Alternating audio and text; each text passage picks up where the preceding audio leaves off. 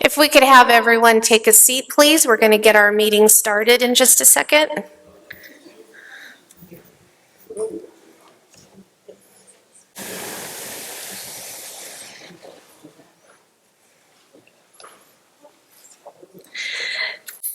Thank you and good evening. I'm going to call our BCAC meeting to order on Monday, June 9th, 2025 at 7:04 p.m.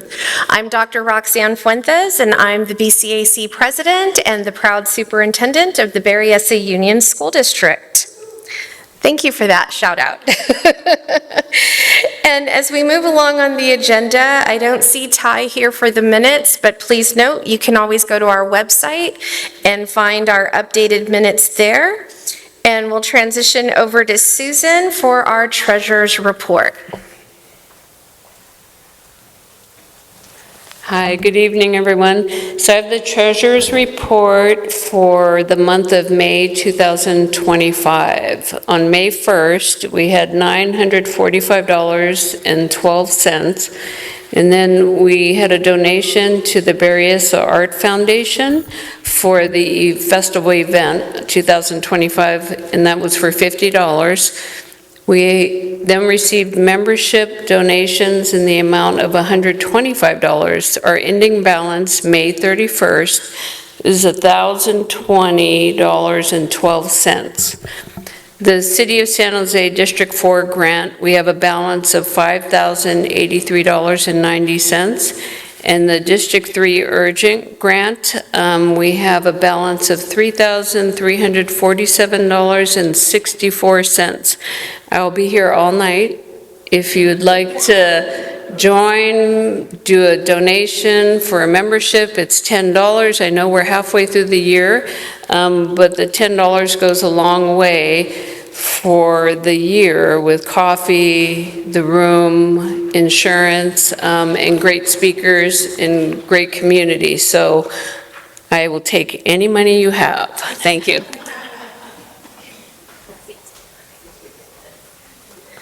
Thank you, Susan. And next we'll go to our law enforcement reports, and we'll begin with San Jose PD and Captain Zuniga. Welcome.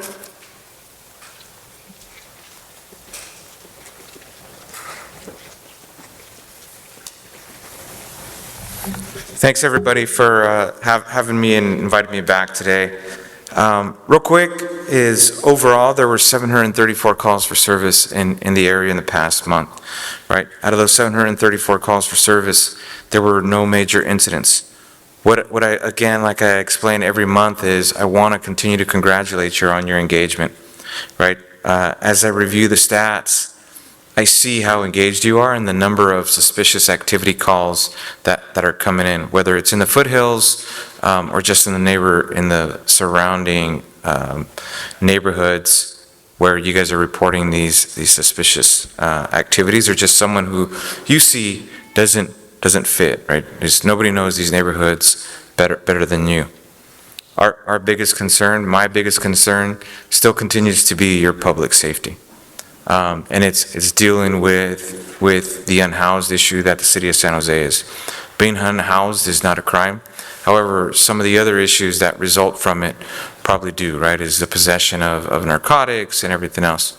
It's really important that we take a multi-pronged approach to address it. Sometimes on private property, it's important that we hold our landlords and property management companies accountable for these issues.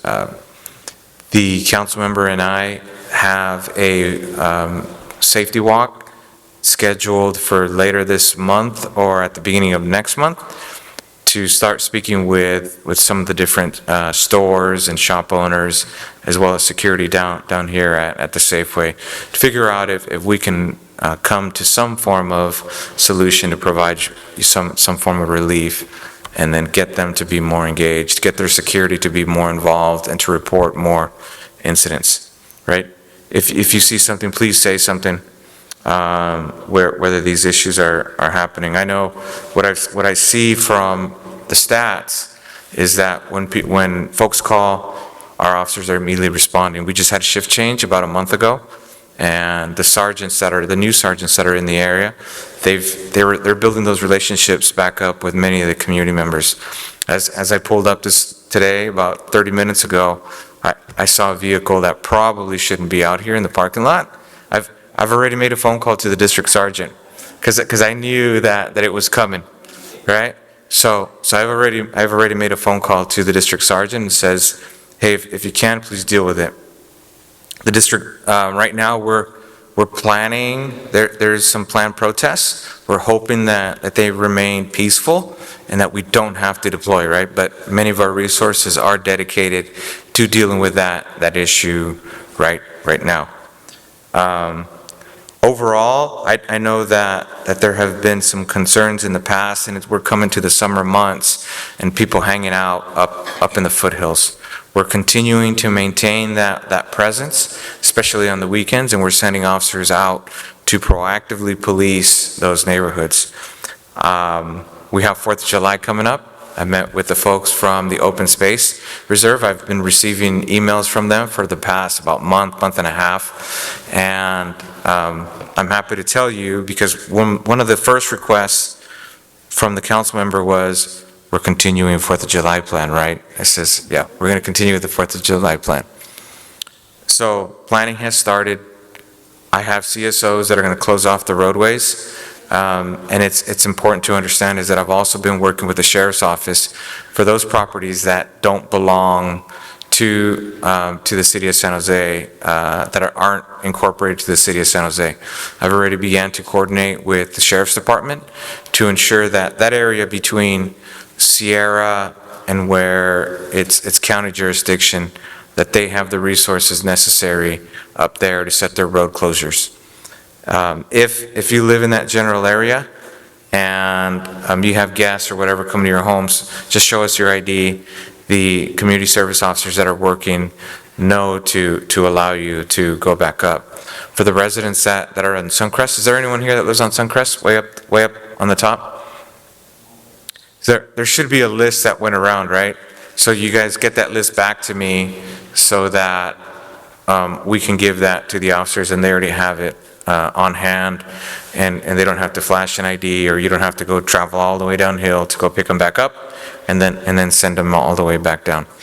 One of the conversations that I was having with the Open Space Authority was the backside of that hill, right? It goes into different jurisdictions, and it's important that we work with our other community partners to ensure that they maintain the road closures and all those types of things, and that they're coordinating with them as best as they possibly can.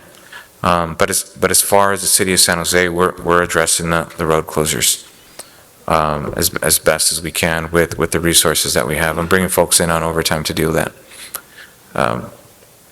With that, do you guys have any questions? All right, Ms. Kern. The 4th of July is coming up very shortly, and fireworks are all ready to start. Mm-hmm. Going until 12 o'clock.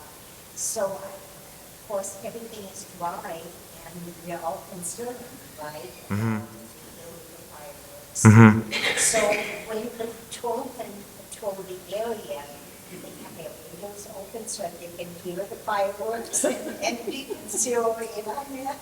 Yeah, we're doing a couple of different things, right? Our patrol officers are always, one of the biggest things that I want you to know is this, is out of 734 calls, 139 of them, 140 is specifically proactive policing. So so that means that our officers are out there consistently patrolling these neighborhoods, right? They're seeing the fireworks, they're hearing the shots fired, or reports of firearms discharges and all those types of things, right? Especially around this time of the year, we're hearing it, and we're responding. Hey, are those fireworks or what are they? And we're responding, right? And that, one of the biggest things is, as a community member, the important thing is this, is if you see it and you know where it's at, report those incidents to code enforcement. Code enforcement can issue administrative citations, and it doesn't matter who's there, but if you see people that are lighting fireworks and run into 123 Main Street, 123 Main Street is going to receive a citation. Not only that, but the city of San Jose, the mayor, council, and the police chief deem this issue so serious that our special operations teams are being pulled from their normal duties of proactively policing and arresting some of these violent criminals and narcotics dealers just to investigate the sales of fireworks through the city of San Jose. So that's how serious that they take this. They're out, they're writing search warrants, and they're seizing fireworks already, right? And trying to deter these people from doing these things. But it's really important that we're also reporting these things and reporting them to code enforcement so that code enforcement can go out and cite these individuals. The next plan that we have to do with that is we're bringing folks in that they're driving around, and if they see a house, they see a citation, or they see the fireworks being shot off and everything else, then we're writing a report and forwarding it over to code enforcement to deal with that. So it is being addressed in a multi-prong effect. Yes, ma'am. You're saying that we did a lot of reporting and we're talking about different departments. Who are we talking, where are we talking? Because we don't want to call 911 for these. So it's, you're calling 911, right? So people are calling 911. So for emergencies, people are calling 911. People are also calling 408-277-8900 and reporting suspicious circumstances.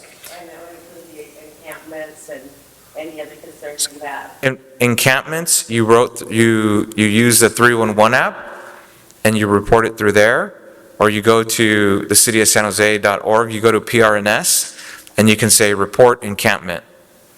And then I was going to pull out my phone, but you go report encampment, you report it, and then they'll fix it. I know one of the biggest concerns is the RVs throughout the city, right? The city with PRNS and Department of Transportation has identified 30 sites throughout the city where some of these RVs are stationed at, and they're going out on a weekly basis and they're cleaning these sites up and having them moving along. The ones that are out there that they're not moving along, they're towing and they're impounding them. We're getting on board with these tow companies, and these tow companies are taking them and they're taking these vehicles to the impound yards. So the city is working to address these issues. It's just that it's just, it takes some time.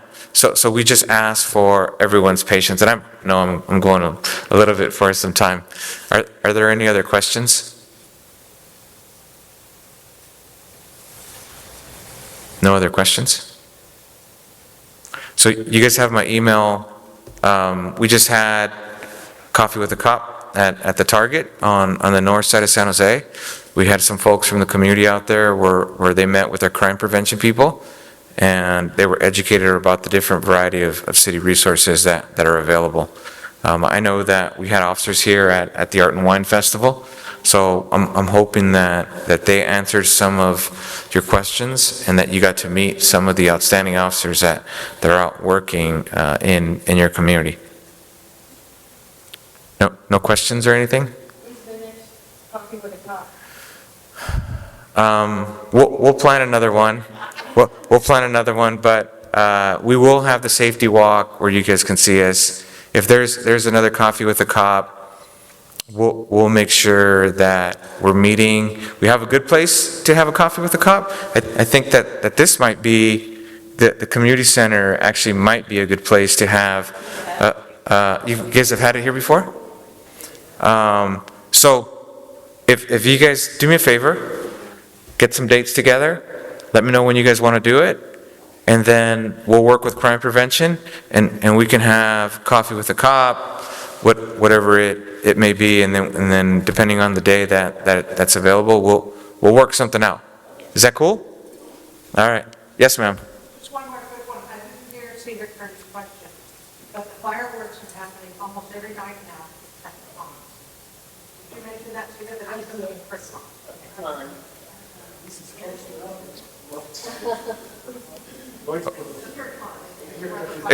Is anyone reporting those? Yeah, we've been calling, we've called 3 nights ago. Okay, so it's just recently that it started? Okay, and have we had officers come out? We could just leave the information at the number. I don't know if officers came out or not. At the 8900 number? They didn't answer? They answered, but I don't know if police came out. Okay, so It's obvious they're coming from the pond. So do this is when you, and this is the advice that I offer a lot of people. It's, hey, there's my neighbor, he's having a loud party, they're causing disturbance. What time are the noise complaints, right? It's 10 o'clock and it's 11 o'clock. We know the city of San Jose has a curfew.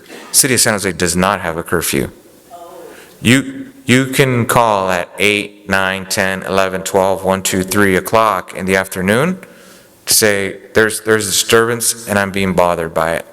The trick is this, is oftentimes is, do you want to be available for contact? Folks say, no, because I don't want to be available for contact. Well, if it's a no for contact, then we just make that beat information, because if we do go out there, the courts have said, well, you have an anonymous reporting party, who's your victim? The police can't be victims to those types of crimes. So what we need to do is, those types of incidents, you have to say, yes, I'm available by phone contact, you can come to my door, whatever it may be, so that our officers can follow up. And if you know where they're coming from, yeah, can you, let's meet, let's have some conversations. I think it's always important to say, yeah, if officers are available, send them my way, right? Because then that way they have a better understanding. You can get to meet the officers, you can explain the circumstances to them so that the officers have a better understanding. Or what you can do is you can request a phone call with the district sergeant. Say, can I just speak with the district sergeant? And you say, yep. And then the district sergeant will call you back. And he'll say, hi ma'am, how can I help you? What's your concern? If you don't feel that you want an officer to come out to your door, you just have questions for the district sergeant, you can call the district sergeant and just have him request a call back and say, this is what my issues are. Could you do this? Then that way your concerns are being appropriately addressed as soon as possible, and that he knows what some of the different trends are in the community, times of days, etc., and then they can share that information. Is that pretty fair? Did I understand that correctly, that there is no curfew in San Jose? There is no curfew in the city of San Jose. Yeah. The problem is that sometimes allocating resources to a noise complaint can be hard because we're juggling, right, the number of calls for service that we have. All right. If not, I'll see you guys next month. All right. You guys have a good day. Thank you. Next, we're going to go through our elected official announcements, and we'll begin with Assembly Member Alex Lee's office. And I'm here. Thank you, Superintendent. Huh? Oh, okay. There's a lot of new folks tonight, sorry. So welcome to the various Citizens Advisory Council monthly meeting. I see some new faces, that's great, keep on coming. I'm Tim Orozco and I'm with Assemblymember Alex Lee's office. And, you know, we typically give reports from the Assembly, the State Senate and so forth. And I just have a few things to say. Happy Pride for once. This is Pride Month. So over the weekend, the Assembly member held a Pride celebration in Fremont. And we recognized 6 individuals and a nonprofit. There is a gay softball league, if you can believe it, and they've been in existence for 25 years. So we recognize them, and obviously anyone can play. Right? Straight people, people with disabilities play. They're very accepting and welcoming. And so, yeah, they're celebrating their 25th anniversary. So I was excited about that. And I'm even more excited to say that, I don't know if you know Molly O'Neill. Do you folks know Molly O'Neill? Molly was the public defender for Santa Clara County. And she served for the last 12, 13 years. She started in 2012, was appointed by the Board of Supervisors, and the Assembly member will recognize Molly O'Neill, who retired just last December from the Public Defender's Office. Now, they do good work. They serve underserved people, people who can't afford an attorney, right? And, you know, they confront the DA, Jeff Rosen, but Molly was the chief public defender, 13 years. She was an open lesbian, so the Assembly member will recognize her at the state capitol on the Assembly floor and then on the Senate floor. So I'm really proud of that. I know Molly personally, and she served the Santa Clara County for 34 years, Susan. I know you're a county employee, or were. So Molly O'Neill. 13 years of service as chief public defender. You have 250 employees, like 120 attorneys, you know, with a big budget. She did a good job for indigent, immigrant, underserved communities. So she'll be recognized in 2 weeks at the state capitol. The other thing is, this is way down the road in October, but on October 18th, just to put it in your head, we will have another Senior Scam Stopper seminar event. It's going to be held in Fremont at the main library there, but it's always worth it. We held it last year. We tried to get around, you know, the district. Last year we held it at the Eastside Union High School district room there, the boardroom. But you're always welcome to attend. We always invite some panelists from the different departments. Very worthwhile. There are new scams out there, a lot dealing with AI. You know, they're imitating your voice, your persona, and so forth. So come, I'll give you more information in September. We have 2 months off, and then I'll give you more. All right, the last thing is the budget has to be passed by June 15th. That's state law, right? And so I think I heard late this afternoon that the legislature, the Assembly and Senate came up with an agreement on a budget that they will present to the governor, and the governor has to accept it or not, but he has to sign a budget by June 30th, because the fiscal year, the state fiscal year, runs from July 1st through June 30th.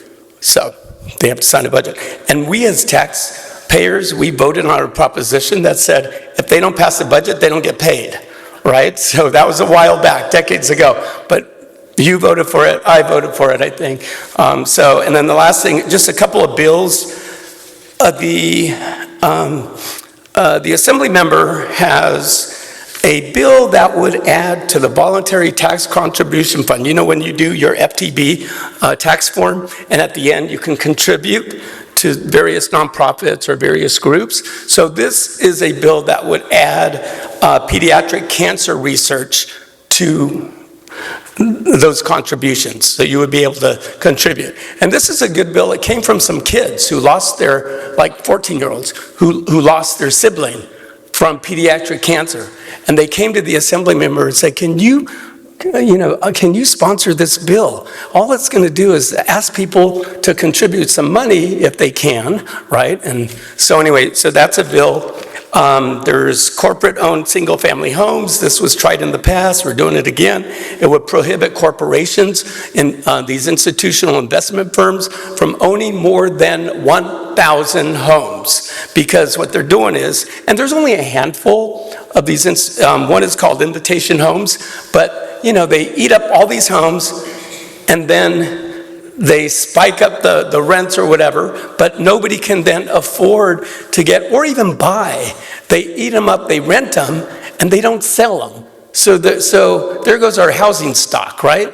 So this is a bill that would prohibit more than 1,000. We're giving the corporation 1,000, but anything over 1,000 would be banned.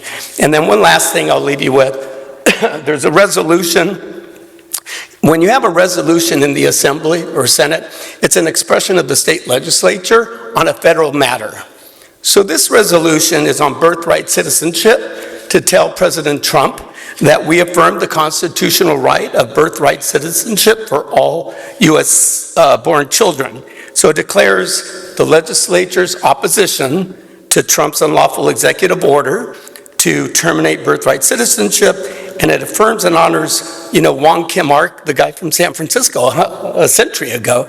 It affirms his contributions toward that end, birthright citizenship. So that's in the Senate. So all the bills last week had to get out of the Assembly, so now they're in the state Senate. And the state Senate bills are now in the Assembly. So we go through this we have a calendar. It's kind of fun, actually. I like the deadlines, it's like school. And then you meet your deadlines, you get your bills introduced at the beginning. And so eventually September 15th comes about, and that's the time when it's over, right? And then the bills have to be sent to the governor, and the governor has a month, October 15th, to sign or veto the bill. So those are just a few things one last one. This one's a good one, and then I'll leave you. We didn't get to speak last time. The Paw Protection Act. So this would ban, if you're a cat lover, this would ban declawing cats. So so it ensures the welfare of cats by protecting them from the inhumane and unnecessary surgical procedure of declawing. So unless it's absolutely necessary for, the veterinarian says this is medically necessary, but if it's not, declawing cats will be banned. So that's another bill. All right, if you have any questions, I'll be here at the end of the night. Thanks. Okay. Do we have any representatives from Senator Cortese's office? Okay. Supervisor Otto Lee's office. Okay, District 4, Councilmember Cohen's. Hugo Jimenez.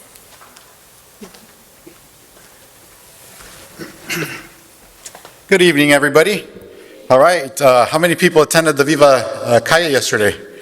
1, 2, come on. How about the rest of you? So this is the first time, actually, we did this event on the east side of San Jose. Usually it touches downtown, and this is the first time it was held entirely in the east side. So it went from the Noble Library all the way to Lake Cunningham Park. I got to ride my bike along the whole route. It was great. It was well attended. A lot of families and folks having fun. So we hope to do it. Would you guys like to see that again in this area? All right. So we'll try to do that again, in this area. And also we had, on Saturday, we had a very successful dumpster day here in the parking lot of the community center. 14 bins of your neighbor's unwanted items and garbage that we got to haul away. So this time, the last dumpster day covered the area east of 680 and north of Sierra Road? No. South of Sierra Road. So yes, that's right. From south of Sierra Road all the way to the edge of the council district. The next dumpster day we're having is going to be in the fall, and it's going to cover the areas west of 680 and south of Hofstadter. But if you guys don't live in that area and want to go to that dumpster day, just let our office know, send us an email, and then we'll let you know when and where it will be held. You can also call or go on the app 311, San Jose 311 app, to get your your unwanted items, because San Jose does this large item pickup. But yeah, so I want to say something. Actually, it's a little secret that I learned from working in the city. If you call it in as illegal dumping, they'll pick it up much quicker. But don't tell anybody that I told you that. So next week, we're doing Councilmember Cohen's having an office hours here at Christie's Donuts, which is right across the Berryessa Road from the Safeway on Capitol. So he'll be there from 8 to 10 next Friday. And I'm thinking we'll invite the police. I'm pretty sure they're going to be there. I mean, it's free donuts, and right when they want to go, right? So please come on by, I know Councilmember Cohen's pretty accessible to everybody, but it's a good chance to have kind of a one-on-one conversation with him. And then the next day, on Saturday of next week, we're doing an event in Alviso, actually, Dick, with Assemblymember Aarons, who represents that area. So that's from 10:30 to noon. So if you guys want to come by, meet Assemblymember Aarons, spend some time, discussing some state issues and some city issues. And again, any questions or any concerns, please reach out to our office, District 4 at sanjoseca.gov. Any questions here from anybody? And Councilmember Cohen, right now, they're having budget hearings at City Hall. That's why he couldn't be here. So he's, he always likes to attend these meetings, but he's unable to today. When is the donut thing again? It's next Friday at Christie's from 8 to 10. So a week from Sunday. Yes, a week from this Friday. It's the 19th, I believe. Yeah, all right? Or no, actually the 20th, 19th is Thursday, and actually City Hall is closed Juneteenth, so we have a holiday. All right, thank you very much.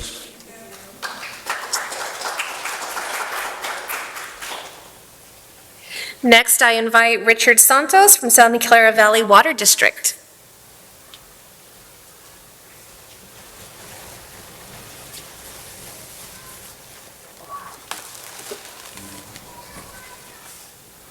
Good evening. I am Vice Chair Richard Santos of the Santa Clara Valley Water District and your director. Can y'all hear me good? Yes. Because Tim about wrecked my ears and I don't hear good. So there's so many challenges. I can do all kinds of complaints and nobody gives a hell. It's a real tough time, but you know what? We're all up for it. The biggest issue is what, unfortunately, President Trump, whether it be city, county, you name it, it's the budgets. And that federal money is going to be missing. It's a real difficult time. Some of the biggest challenges in a water district, the in-house, major issue. It's not going away. And this is for Tim and Senator Wahab. About 8 months ago, you passed a bill that gave all the cities in the county money for the in-house. Water district was exempt, yet we have thousands in the creeks and rivers. So this is where we or is the city of San Jose going to give us money? The answer is no. So how do we all chip in? I tried to get a JPA in November that we all met for the in-house summit. Hardly anybody came in the government. So then I wrote a letter on February the 28th and sent it to every mayor in the county, 15 cities. Said, let's get a JPA together so we all can work together and with legislation or whatever have you, address the Newsom, Trump, whatever it may be. If we work together, we can solve it and rotate to every city every 4 months. One person answered, City of Santa Clara, Mayor Gilmore, and the Los Gatos manager, and said, you're totally right. In Los Angeles, we had one, and we still have it since '93, and it works to help diminish the homeless population. So I'm not being critical. If you don't work together, it's never going to be solved. It won't be solved, but it can be minimized. So there's a lot of challenges we still have to continue. We're talking about the fireworks. Give me a break. We got critics that don't want to build dams. Folks, common sense. You know why dams are built? It's for drinking water. Then comes flood control and recreation. So we know if Pacheco was built in 1939, we're trying to redo it. Why be critical? I pay the same bills you pay. But if you don't have water, you have nothing. And that water, if Pacheco was built, would have minimized the water that went to the Bajaro that flooded Watsonville. And those folks could have been saved. It's the same as Coyote. Today, we're still working on it. It's going to take like 10 years, not because of us. It's the 13 regulatory agencies. Not blaming it, just telling you the truth. And every time you pause, it's $1 million. It just goes on and on and on. And everybody makes money, but you're at risk. So that dam is there for drinking water, flood control, and environment and recreation. We still have 22 rebates for water conservation. It's a way of life. Remember, we've been very blessed this last couple of months, but many of you as old as I am, you've been in the droughts, and they're going to come back. I said over and over and over, the Stanford scientific papers and NASA says in the 1840s and whatever have you, there was 10 and 20 year droughts, and they're scheduled again. So you got to do what is right. So with that, there's many, many things to complain about, but we've got to find out why the water district didn't get some of that funding. And our budget is tripled, and some of the biggest costs are the in-house. It's a very, very difficult time. I just met with some of the supervisors, and many of you don't realize it, but around 1976, when then Governor Reagan closed down those hospitals, where do you think folks went? Creeks, trying to get by. Then the criminal element hurts all the people who need help. So today we have mental, about 1/4 of all the 10,000 homeless in Santa Clara County, you got 1/4 is mental. So if we got together at the JPA, we can try to get funding, not waste money, and try to get the facilities back for mental, which will help a lot out. It's a costly thing, but if there's a better idea, tell me about it. But anyway, there's not. There's a couple of things.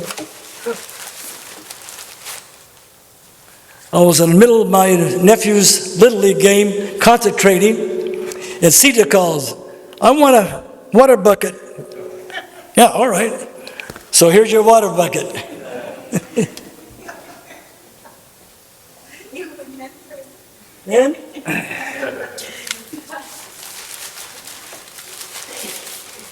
if someone could tell me how many dams there are in Santa Clara County, I'll give you this gift. Does anybody know? Raise your hand.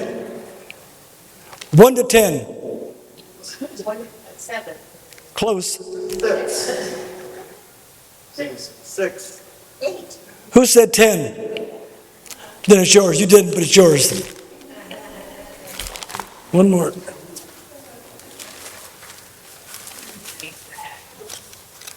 Who's your favorite water district director?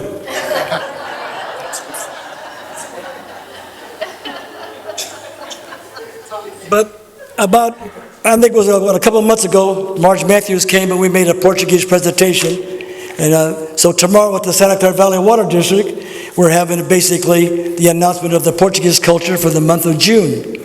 But tomorrow night at City Hall will also be the Portuguese flag raising. So hope you all can come at 6 o'clock and take pride in the people that helped build Santa Clara County. Thank you.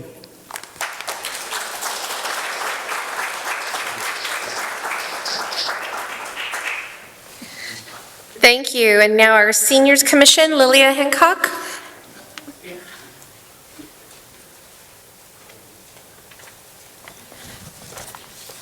Hi, a lot of you probably don't know a lot about what the senior commissioners actually do and accomplish. First of all, it is an appointed position. You apply for it and it's appointed. It's a volunteer position. There is a small stipend for people who are interested, but we have a lot of senior commissioners who have termed out this particular couple of months. So it's been very difficult to get quorum when people term out. You don't have to be a resident of the district that you apply for to represent, because basically we're all in this together in the city of San Jose, and there's also a city-wide commission that's open. So if any of you have any interest in that, let me know. And what would you be doing for the commission? Well, this year what we did is we wrote the budget priorities recommendation memo to the Honorable Mayor and City Council, and it was posted in the budget study. We also amended the Senior Commissioners bylaws that hadn't been done in the past 10 years. Commissioners serve on advisory community, such as County Senior Nutrition, 211 Bay Area, Source-wide, attend Agenda Network Summit, advise San Jose Disability Awareness Day committees, and we do numerous things to do with housing. Housing and Human Services Ad Hoc Committee has been able to study some of the ways that the housing is being developed for seniors within the city, and we put priority to what the seniors are telling us. I'd like to think that one of the reasons that there were no budget cuts in the senior nutrition program is because of the emphasis that we have put into how important that is to our seniors. If you ever come here to participate in the senior commissioner luncheons, you will see that it is one of the biggest lunches in the communities that we have. This one, Evergreen, several of the other community centers, they basically, that is their focus of the day, is to come here to enjoy a lunch with community members and to feel as part of the neighborhood. And I'm so fortunate to be your representative in District 4, Senior Commissioner. And as I mentioned, if you have any questions or if you're interested, let me know, and I will definitely put you in contact so that you can help. Thank you.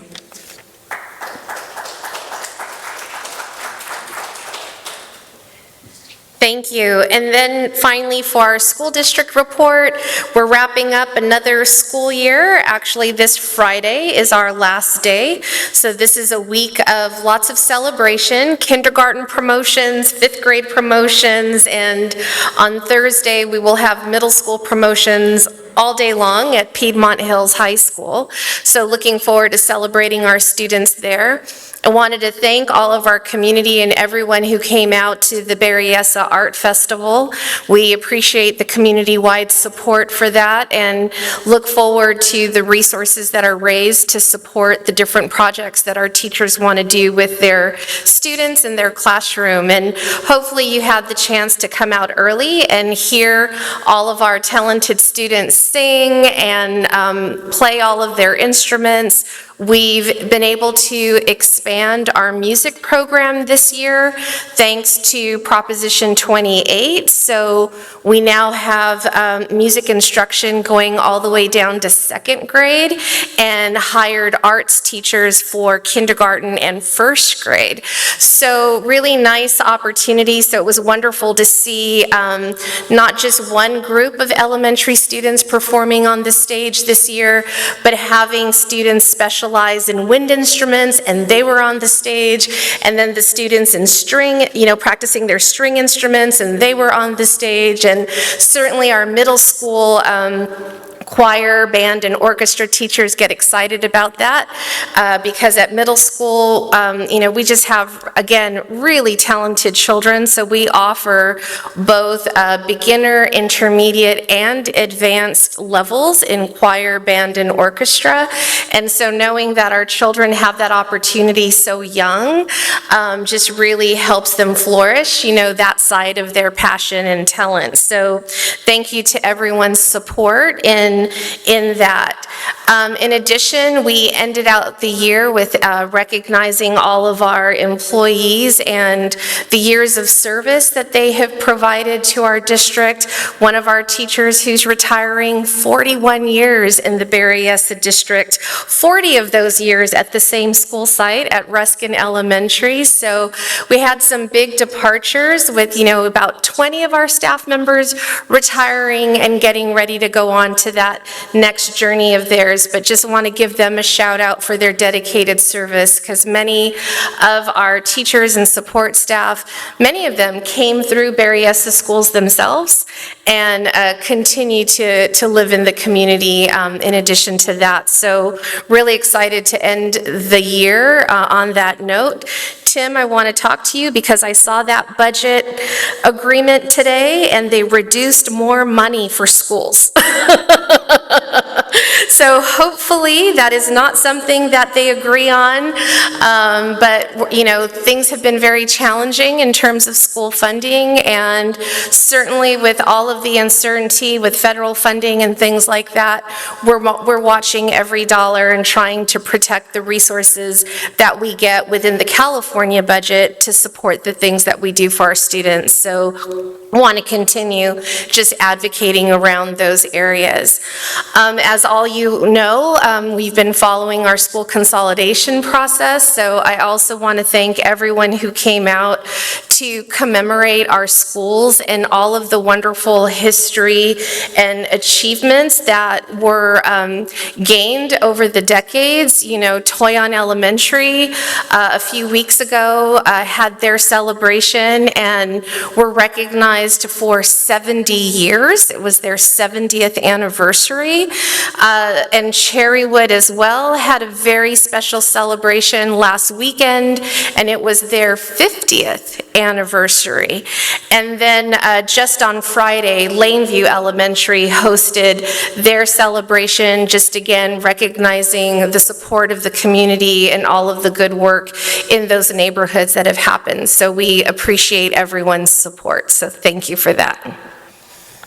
And so with that, I know we're going to transition now to our presentation for the evening, which is going to be presented by Open Space Authority. And I know we have a great team of representatives here. And I want to introduce to everyone Andrea McKenzie, the General Manager.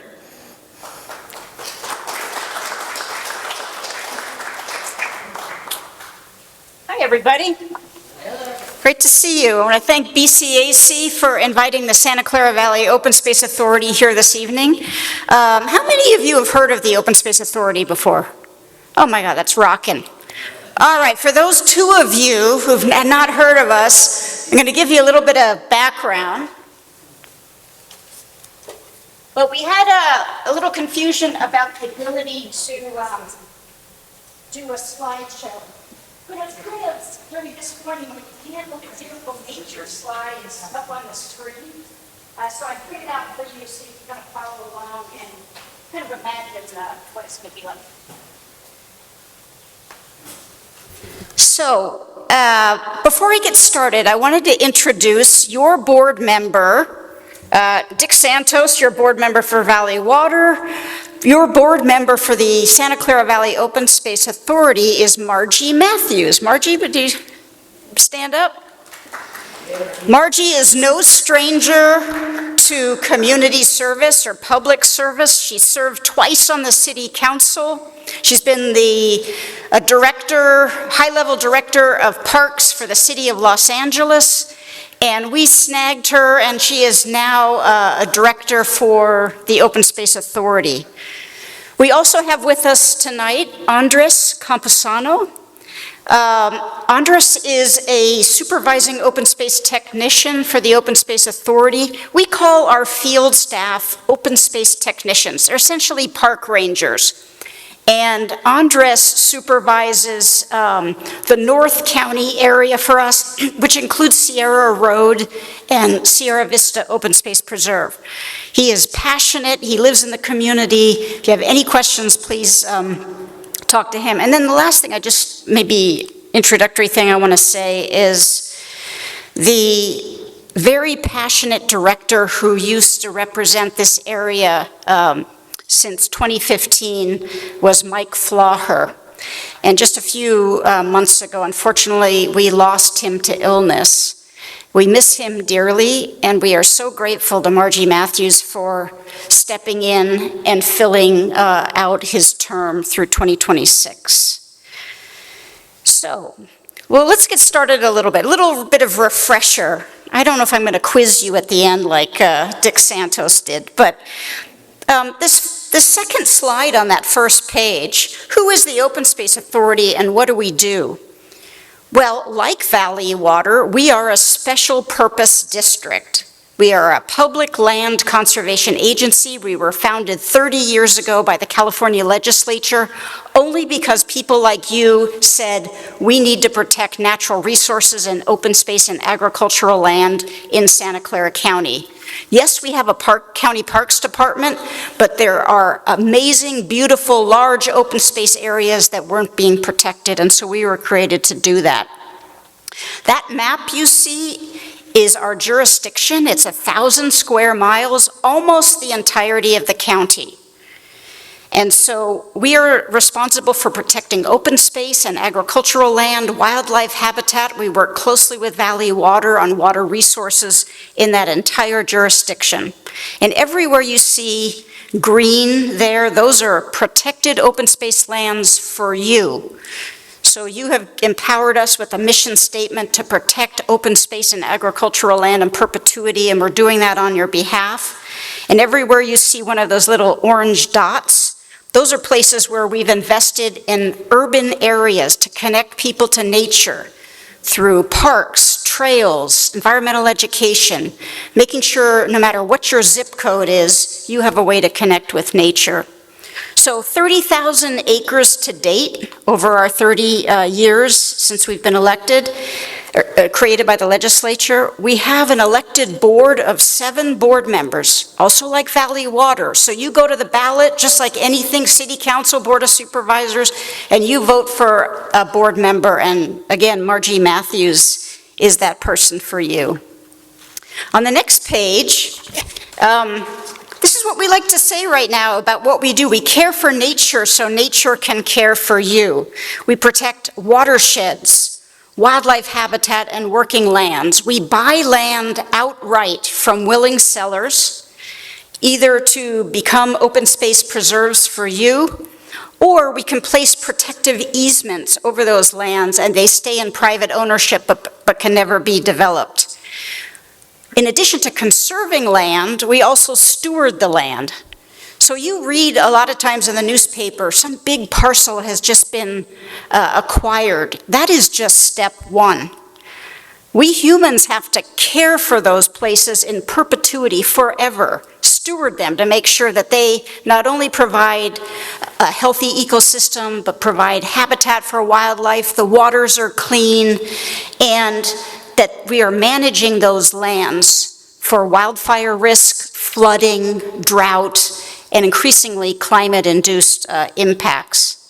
So not only do we care for the land, buy the land and protect it, but we love to and think it's important to inform really smart public policy, science-based public policy. So when we do research, we provide that research to our partners at the cities. There's 5 cities in our jurisdiction: San Jose, Santa Clara, Milpitas, Campbell, and Morgan Hill, to help them keep nature in mind when they're making big, important decisions that benefit the public.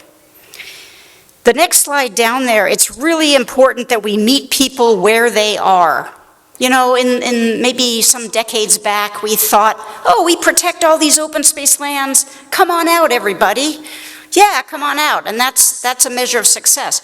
Well, just as importantly is to meet people where they are. So we have a dedicated urban grants program. We've invested over $15 million in those 5 cities to make sure that we partner with the cities and nonprofits like Vegilution, urban forestry, communities that have no access to parks and open space, to bring those investments to bear, especially in communities that are underserved.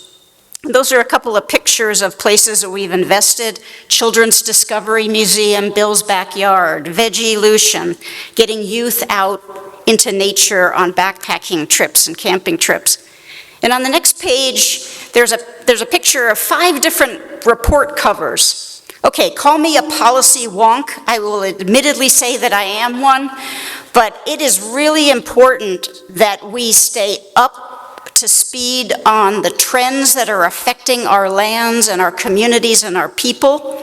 And again, make sure that our public policymakers at the cities, at the counties, at the state level are getting the benefit of what we know about our local lands. And those reports are just a few examples. Increasingly, we like to talk about nature as infrastructure. So we know about schools, we know about roadways, we know about dams, but nature is the smartest infrastructure we can invest in for our future. Nature pays dividends. The benefit of nature only increases and appreciates over time. So if we invest in nature up front and protect and restore nature, we will get the benefits of that. And so you're seeing a couple pictures there, like we had record floods in San Jose in 2017 along the Coyote Creek corridor, mostly affecting low-income communities. And Dick could talk your ear off about that. Had we not protected upstream floodplains, the remaining floodplains that have not been paved over in our county, those floods would have been much worse.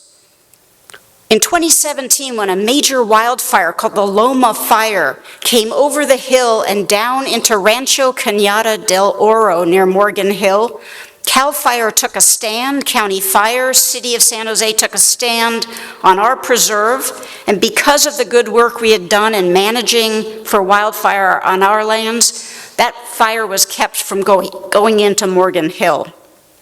And then that last picture you see, we learned a lot, didn't we, during the COVID crisis? One thing we learned is that nature is the great equalizer. So many people did not have access and were trapped in their apartments in small living situations, but when they could get out in nature and parks and get fresh air and be with their families, that was so important. And so that's one of the main reasons that we provide public access free of charge, 365 days a year to the public to get out. And in fact, during COVID, as parks were closing all over the San Francisco Bay Area, there were very few park and open space systems that stayed open. The Open Space Authority stayed open for you, and so did our county parks, and we worked really closely together. On the next page, again, that's a picture of our urban grants investment, meeting people where they are and making sure that people get access to nature in our cities and in our neighborhoods. And increasingly, our partners are nonprofit organizations, community-based organizations that want to partner with us to make sure that everyone gets access to nature, especially in those communities that have 0 trees. And those neighborhoods are 15 degrees hotter than those neighborhoods that do have trees as the temperatures increase. Really, really important. That next slide, you may be going, what the heck is that? It's this kind of map with, looks like Etch-a-Sketch on it. The blue area of this region, that's all developed. Okay? Everything that is in yellow is wildland, still available to wildlife, still available to people. And you see that east-west strip that looks like a bridge connecting the two ones on the left and one on the right? That's the Coyote Valley. The last remaining wildlife bridge or landscape linkage for wildlife to move between the Santa Cruz Mountains on the west to the Diablo Range on the east. And that's why it is our highest conservation priority that we are moving forward at a rapid pace to conserve and restore, thanks to the public and your support. And on this next page, those are just a sampling, an assemblage of some of the critters that call the Santa Cruz Mountains, the Diablo Range, and the Coyote Valley home. You might have heard a term called biodiversity hotspot. Believe it or not, there are a limited number of high diversity areas on the globe that support many, many wildlife species, plants and animals. The San Francisco Bay region and our own Santa Clara County is a biodiversity hotspot on the globe. And so even though we have Silicon Valley, before we had Silicon Valley, we had Santa Clara Valley. And we still are trying to conserve and restore the Santa Clara Valley for the benefit of the four-legged and the two-legged here in this county. And so that map right below it is an aerial view of this amazing landscape, which, by the way, overlays the drinking water supply for, what would you say, 1.8 million people in the Santa Clara Valley. The Coyote Basin is underneath the Coyote Valley, which flows into the Santa Clara Basin, which flows into the San Francisco Bay. So by protecting that landscape, we not only protect wildlife movement, we protect your water supply, the quality of your water, the best soils for growing food, and those undeveloped floodplains that protect us from downstream flooding. So, this is the vision. What have we done for you over the last 5 years? Turn the next page, I know you're dying to know. The Coyote Valley Conservation Area, everything in that orangey color, 1,550 acres, $120 million has been protected just since 2019 in a partnership between the Santa Clara Valley Open Space Authority, the Peninsula Open Space Trust, our very trusted nonprofit partner, the City of San Jose, the County of Santa Clara, and the State of California. Just like Dick was talking about pooling funds, pooling efforts. We pooled our efforts and our funds, and we conserved that landscape, which used to be one of the most endangered landscapes in the United States. This is where Steve Jobs flew over, and he was going to locate the Apple World headquarters here. Cisco Systems was going to have a campus here. There was going to be a new town the size of Mountain View located here. Today, what do we have? We have the ability to restore floodplains, wetlands, wildlife habitat, local agriculture, and resilience for our communities, and a precedent-setting open space park that will be available to the public when we finish restoration.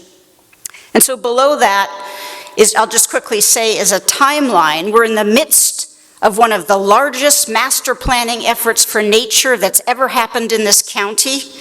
We're partnering with Valley Water, the Valley Habitat Agency, the county, county parks, the City of San Jose, and numerous nonprofits to get that done and open to the public. And by the end of 2025, you'll be seeing concepts and scenarios of what this place will look like in terms of restoration for wildlife, water, and places for the public to recreate.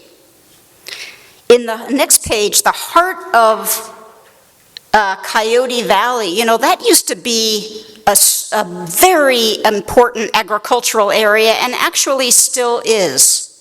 I don't know how many of you know this, but in the 1960s, the Santa Clara Valley was the most productive agricultural area in the United States. It was the Valley of the Heart's Delight. We have very little of that left. But the Coyote Valley is one intact piece of ground that's a really important natural landscape and agricultural landscape. And there are people that still want to farm there. One of the most ambitious and successful farmers, B&T Farms, that runs the Spina Farms, the popular pumpkin patch, they are leasing our land in the middle of Coyote Valley. So every year, come July, you will start to see corn growing up, pumpkins being grown, and then come the fall, you can go out there and enjoy an amazing agricultural experience. But more than that, those lands out in Coyote Valley, take a drive down there if you haven't recently, or ride your bike down Santa Teresa Boulevard, and just imagine what that space will look like for the public in the next couple of years. So we imagine that some of that land will be restored for water and wildlife, and some of it will be available for food systems and food security, partnering with entities like Second Harvest Food Bank to grow food for the public right here. You know, as we have conversations more about what's going to happen when we cut off federal funding, what's going to happen as the climate changes the ability to grow food. We've got to work together, and having our own food system right here in Santa Clara County is a way to do that. Dick talked about the Pacheco Reservoir. That's connected to the Pajaro River. The Pajaro River starts in the foothills up by Henry Coe, and it flows out to the Monterey Bay. We are protecting a lot of the land in partnership with Valley Water along the Pajaro River, and it's pretty amazing stuff going on there. So protecting water quality, protecting water supply, reducing flood risk, and reintroducing endangered species into the Pajaro River watershed. At the bottom of the page, our police chief, Zuniga, just talked about it a little bit, but just a reminder, for 10 years, we have operated the Sierra Vista Open Space Preserve up at the top of Sierra Road. And I know we've had our ups and downs there. I think we're on a better trajectory there than we have been in the past. The OSA has worked very hard with local law enforcement to bring us all together every July 4th to make sure that we can reduce the chance of fireworks-induced wildfires up there. And we try to strike a balance between encouraging people to come because it is one of the best views in the whole San Francisco Bay Area, and reducing some of the impact of cars coming up there on local residents. But for the most part, I think our staff, and Andres can answer some of your questions if you have them, we do, I think, a pretty good job managing those lands up there, and I think we've made a major impact in reducing the number of illegally parked cars, picking up trash that people are throwing out of their cars, and just saying, hey, these are beautiful lands that belong to everybody, let's take care of them. And then I'll just wrap up with a couple of things. A lot of people, when they learn about the Open Space Authority, they want to know, okay, well, it sounds kind of cool what you do, but how do you spend our money? Well, we've been working really hard to explain that in simple ways that are kind of interesting and not too intimidating. The simple answer is, each of you pays $24 a year. So I think that's, I went to a basketball game this weekend and I paid $8 for a club soda with lime in it.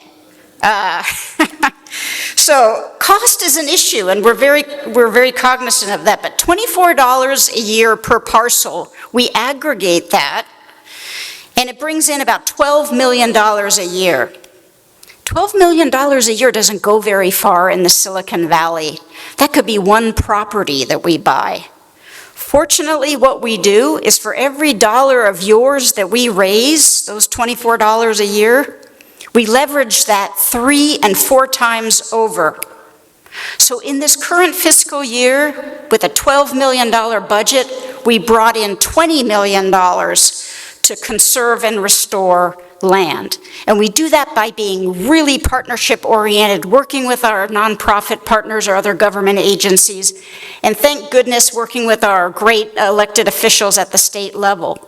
One of the things that happened that's good news, in November of '24, many of us voted for Proposition 4 statewide, the climate bond on the ballot, a $10 billion investment in nature in California as a climate solution. And because of our Assembly member, Ash Kalra, he wrote us into that bill. So, 25 million, not billion, 25 million of that is dedicated to the restoration and conservation of the Coyote Valley to help us do our work there. So we're really proud of how we do our work, and you'll see in this pie chart, maybe looking through a magnifying glass, that the administration portion is a very small portion of what we do. And that's because we look elsewhere with partners to help us fund our efforts. And you'll be hearing more about this, but because our funding is very limited, we've got 30,000 acres of your land to manage, and we're probably going to increase that by 50% more over the next couple of years. We've got to find a diversity of ways to support that stewardship and restoration of land for people, for wildlife, for climate. So we're giving some thought to putting, it's still early days, but we're giving some thought to putting a very modest measure on the June 2026 ballot. We're still looking at what that might be, what the rate might be, but it's going to be something on the order of what you currently pay. We're not looking to break the bank. We understand there's a lot of tax sensitivity out there, and as Dick explained, a lot of our local governments are hurting. But I feel very strongly about this. Where we are in history right now, we're not going to advance and solve our problems by telling nature to take a number and get at the end of the line. We've got to continue to conserve and restore and steward our planet while we are providing housing for people, while we are finding more efficient ways to move people through our cities. And, like Dick said, we're going to have to work this out together. It's not every agency or every city or every county for themselves. Thankfully, we are very good at partnership. We have a strong partnership ethic in working with local government and nonprofits, and we will continue to talk to all of you about this. But if you want to learn more about how we spend your money, how efficiently we are with it, and some of the great things that we've gotten done, please go to our website, openspaceauthority.org, and just type in funding, and everything you need to know about that is there. And I think with that, I'll wrap it up. I brought some handouts. They're on the table as you're leaving tonight. The one that I am super proud of, and I think you need to at least take a look at it, even if you don't take it home. We just released this really cool brochure. It stands up. And it's titled, "Why Protect Nature?" Sounds like a silly question, right? Nature protects us against drought. Everyone needs clean water. Nature is our best defense. Healthy lands support healthy economies. Nature is for everyone, and everyone is welcome in nature. Healthy soils grow healthy foods. Wildlife needs connected lands, not little islands of open space separated by development. And investing in a beautiful and habitable future is what nature is all about. So, thank you for your time. Thanks for having me here tonight. I'm happy to answer any questions.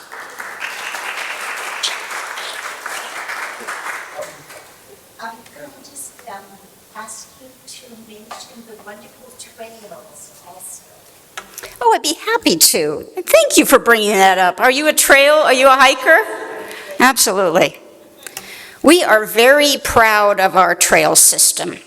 There are bigger trail systems than ours, but our roughly 40 miles of trail are some of the most beautiful, well-maintained trails that I have ever seen in national parks, state parks, or any of our San Francisco Bay regional parks.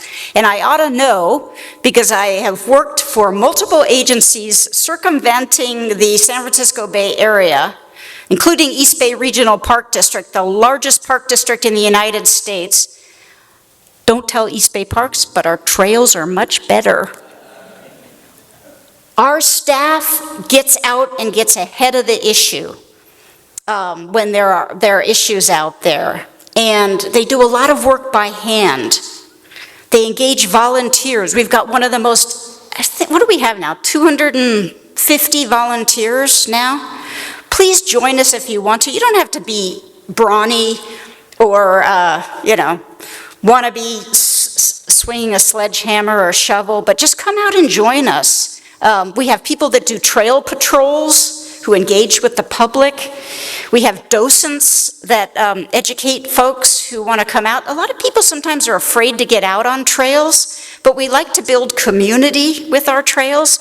So we have a lot of events that are going on, from really easy to really challenging. We have things like Starry Nights, where we partner with the Astronomical Society to come out to dark spaces.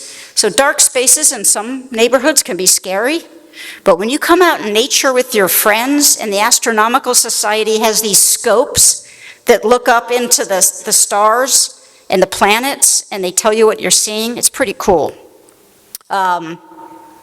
So really happy with our trail system. Go check them out. They're all available. If you go on our website, you can even type in the type of activity you'd like to do or where you live, and you'll be directed to these places. Yeah. Thanks. Appreciate it. Let's give her another round of applause. That was excellent resources and information. We always learn something new and appreciate the partnership and the collaboration across multiple organizations in our city and our county to make all of these resources available to us. We have just a few announcements before we close. I know, Linda, you have one. And while she's coming up, just a reminder that there's no July meeting, but we'll be back here on schedule in August. The board, we have a meeting on next Monday at the Berryessa District Office at 6:30.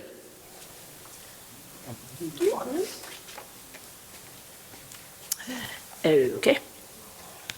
I'm Linda Locke, and Sharon Root and I went to a neighborhood forum on Saturday morning when I could have been sleeping in, but no.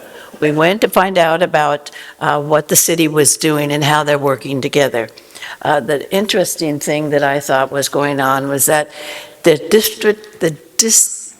different departments in the city that are working together to try to deal with the homelessness, okay? So they had the city manager's office, the Department of Transportation, the Parks and Neighborhood Services were there represented, and the police department, our San Jose Police Department. Interesting thing was, they actually, Captain Zuniga had mentioned about the 30 areas of information that went out about the RVs. That was really interesting. The Department of Transportation went to up and down every single street in the city of San Jose, and they were looking for oversized vehicles, people that were living in vehicles, whatever, and they came up with the 30 top ones that they want to get busy working on. So they're all working together. They have different areas that they're working on. They have this flyer. It says it's sponsored by Beautify San Jose, how to report encampments. I have them out on the table as you're going out, and you can either visit the website or scan the QR code. It gives you all the information. And so I was really pleased that they were humanizing people. They aren't looking for ways to punish people. They're looking for ways to place people, place those campers. Where can they go? We all know we don't want them in front of our homes. And so I was so pleased that it's not working with people outside the city and saying, well, but that doesn't cover our area, so, it belongs to the county, it belongs to the water district, it belongs to some other group. It's all within the department of the city of San Jose, their departments. So they're working together, they're looking for solutions and all the various things. So please pick up one of these. I thought it was really informative, and you can take it home. Okay, thank you.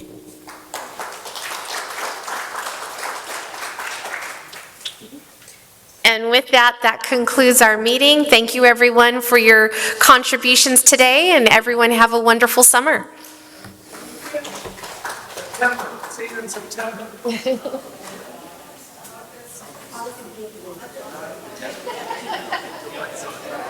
Yes.